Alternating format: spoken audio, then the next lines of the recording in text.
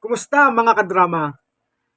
Ang pag-usapan natin ay tungkol dito sa rider na gulat at hindi makapaniwala sa booking na kanyang nakuha. Kakaiba ang kanyang naging reaksyon dito. Alamin natin.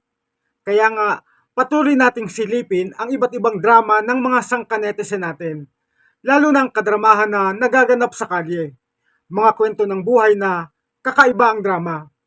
Gaya na nga lamang ng isang rider na araw-araw ay kumukuha ng booking na pasahero upang kumita, pero tila ba pinaliit ng mundo ang lugar nila ng taong hindi na niya inaasahan na muli niyang makikita pa.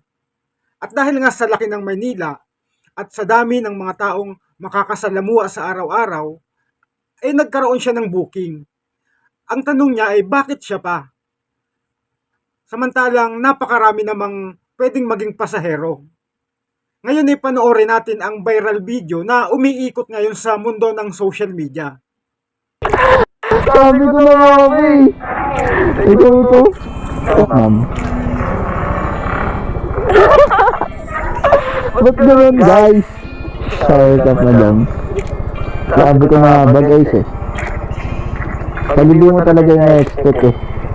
Hanggang 5 ganun. Tagal mo na tinulog na pera. Ba't ka na wala na? Ibig sabihin hindi ka pa din na. Naalala ko yung dati natin. Ba't naman napatad ng Pasay? Ano? Diya-diya lang. Malay ko mo nararating ko ulit yung buhay mo.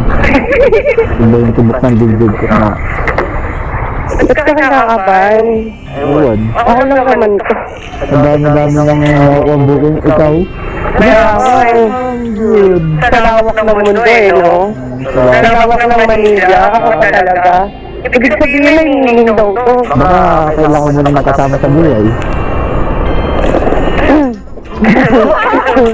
Kaya na lang yung luna na. Baka siguro ako lang hinihintay mo. Ayon nga sa istorya, halos 3 taon na ang nakalilipas mula nang matapos ang 6 na buwan nilang relasyon at wala na raw silang komunikasyon. Subalit sa hindi inaasahang pagkakataon ay muli silang nagkita na tila ba naroon pa rin yung dati nilang spark. Kumain ka, ako lang to. Gusto na ata ako ulit mahalin ng isa. Ang nabasa sa akin dati.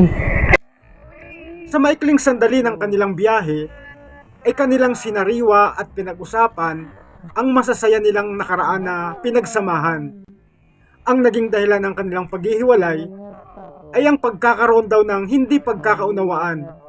Ilang simpleng bagay na nauwi sa hiwalayan.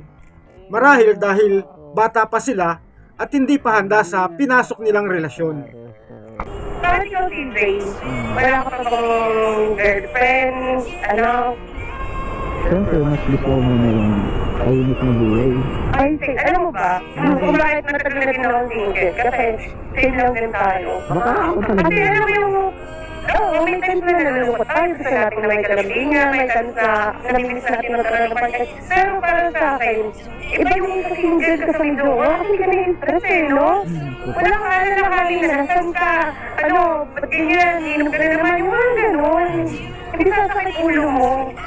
Pero, baka siguro ako lang hinihintay mo. At sa muli nga nilang pagkikita pagkatapos ng 3 taon, ay may second chance pa kaya para sa kanila? Bumalik pa kaya yung dating damdamin sa isa't isa? Gayong wala naman silang naging mabigat na issue na dahilan ng kanilang hiwalayan. Nagagano? May tanong ako. Ano yan? Kung babalik ba si CJ sa buhay mo may pag-asa? Ay, nang tanong yan. Huwag naman ganyan. Dito na tayo eh. Sa ulo ka talaga.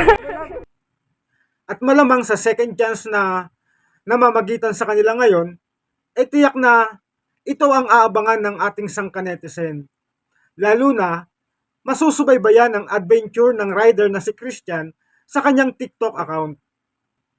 Mga kadrama, ang buhay ng tao ay totoong hindi natin makokontrol ang mangyayari dahil hindi natin ganap na hawak ang ating magiging kapalaran. Ang nakatutuwa lang, may magandang nangyayari sa buhay na bahagi ng drama na kung saan man tayo dalhin ng kapalaran. Kaya muli mga kadrama, Maraming salamat sa inyo. Ang inyong suporta, ang aking inspirasyon.